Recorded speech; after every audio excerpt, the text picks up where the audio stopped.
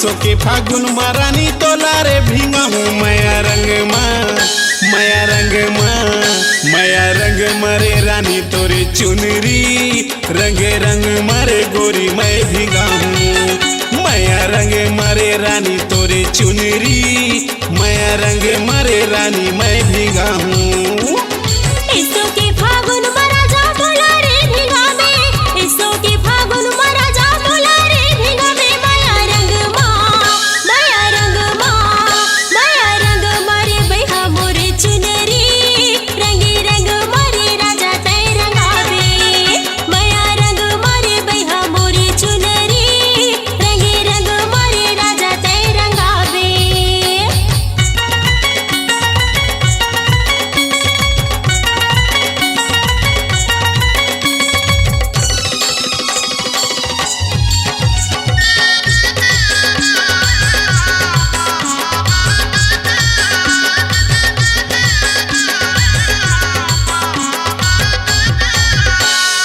नीला के पीला के हरा गुलाबी रंग का रंग मा तोला रंगा हूँ रानी रे मोर का रंग मा तोला रंगा हूँ।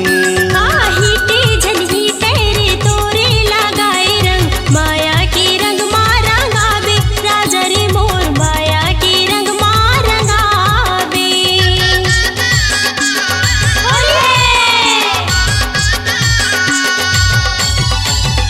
अरे नीला के पीला के हरा गुलाबी रंग का रंग मा तोला रंगा हूँ रानी रे मोर का रंग मा तोला रंगा हूँ।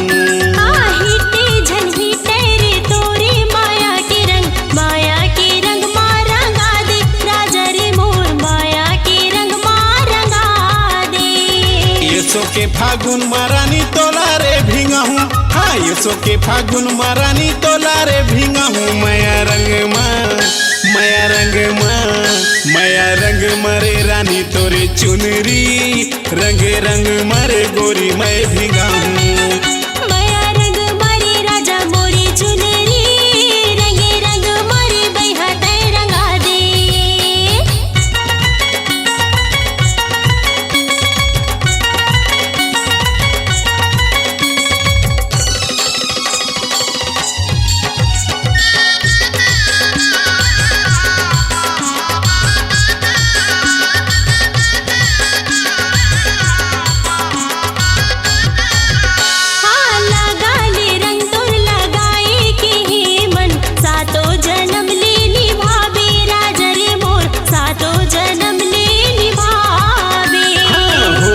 के रंग मरंगा के सजनी रे मोर दुल्हनिया तोला बना हूँ रानी रे मोर जन्मों जन्म ले निभाऊं।